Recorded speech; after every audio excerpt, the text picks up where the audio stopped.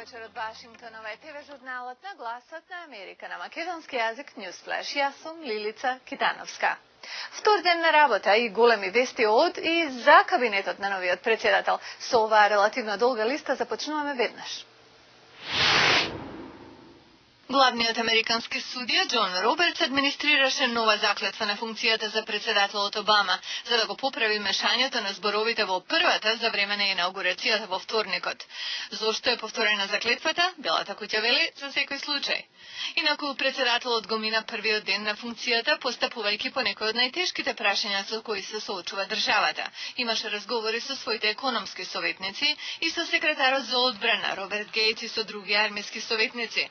Тој даде збор дека ќе ги повлече трупите од Ирак во следните 16 месеци, а го поддржува и планот за речиси удвојување на американско присуство во Авганистан.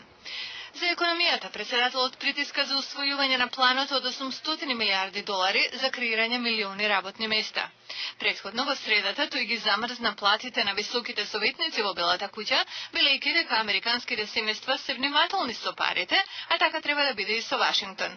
Тој исто така соопшти дека транспарентност и владење на правото ќе бидат основните принципи на новата администрација, објавувајќи ги правилата што се однесуваат на лобистите кои се приклучуваат на владата.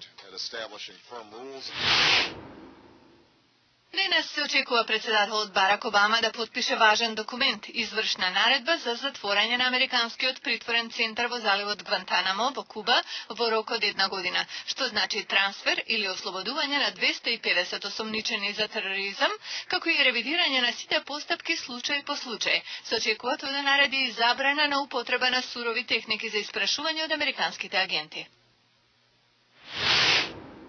На друг фронт, Хилари Клинтон вчера беше потврдена на функцијата државен секретар на САД и денес веќе имаше средба со вработените на Стейт Департмент. Подоцна денес таму ќе посетат председателот и подпредседателот на државата. Клинтон исто така рече дека одделот ќе оперира на база на отвореност и објави започнување на нова ера за нацијата. Од другите номинации, републиканските сенатори побараа одлагање на гласањето за американскиот генерален правобранител Ерик Холдер. Тој има доволно поддршка да биде потврден, но републиканците се обидуваат да го натераат да вети дека нема да ги гони представниците на претходната администрација за тортура употребена при испрашувањето. А човекот што Обама го избра да го води одделот за финансии исто така ќе почека. На вчерашниот распит тој се извини пред Сенатот за грешката на неплатени даноци на време меѓу 30 и 40 илјади долари од 2001 до 2004.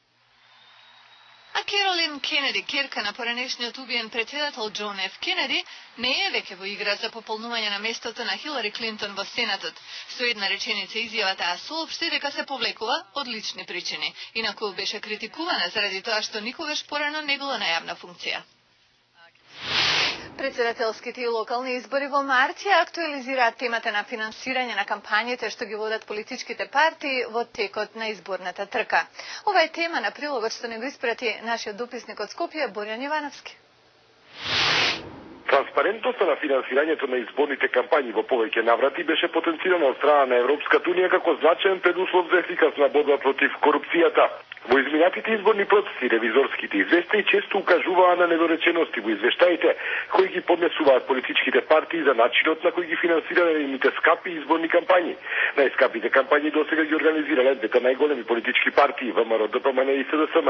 Ги прашавме кои ќе им бидат изворите за финансирање на кампањите за предстојните председателски и локални избори. Се уште сме во фази, знаете, на кандидатури. Ова е второстепениот дел од врските на централата, кој што ги планира во своите планови и допрва ќе бидат испланирани вкупните средства. Станува збор за финансирање од членарина, од спонзорства, собствено финансирање на дел од кандидатите. Инаку според законот партиите имаат право да потрошат сума на пари во износ кој не треба да ја надмине бројката од 1 евро по освоен глас. Тоа им го овозможува законот. Секој подносител на листа имаше право да потроси 60 денари по записан избирач на ниво на изборна единица. Со измените и дополнувањата на изборниот законник, секој подносител на листа има право да потроси 180 денари на ниво на изборна единица по запишан избирач. Со оглед на ваквата законска регулатива, пресметките на експертите се дека и она партија која би освоила најголем број гласови не би требала да го надмине лимитот од половина милион евра. Но пресметките покажуваат дека политичките партии често трошат и по 2 и 3 милиони евра за една изборна кампања. Со оглед на заложбите за интегрирање во Европската унија, овој пат од политичките партии се очекува поголема транспарентност која ќе ги реши и дилемите во јавноста околу тоа колку и чии пари трошат политичарите за нивните промоции. Која е тајната за успех во бизнесот? Ова се обиде да го дознае нашиот колега од Гласот на Америка, Бери Вуд, од легендарниот инвеститор Ворен Бафет. Разговорот со негово приложение. Ворен Бафет не е обичен тајкун. Пред 2 години најави дека ќе го даде повеќето од неговото богатство на $30 милиарди на фондацијата Бил и Мелинда Гейтс, што финансира проекти од образованието и здравствената заштита во земји во развој. И кога се работи за бизнис, Бафет не е секојдневен бизнисмен. Тој останува инвеститор од типот купи и задржи. Никогаш не знаеш. Не го предвидувам реагирањето на акциите или бизнисот во смисла што ќе се случи во следниот месец или година, затоа што не знам.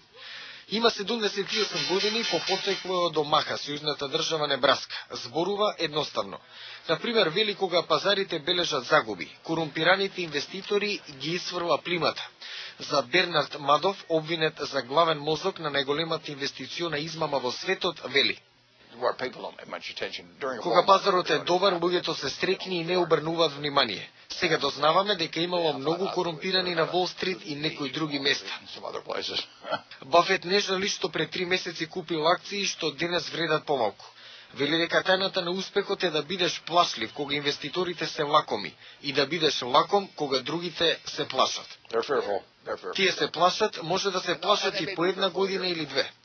Иако вели дека ништо позитивно не се случува во американската економија денес, останува оптимист за долгорочната патека на Америка. Пред помалку од 1 година Бафет го замени неговиот пријател, компјутерскиот пионер Бил Гейтс, како најбогат човек во светот. Какво е чувството да си на врвот?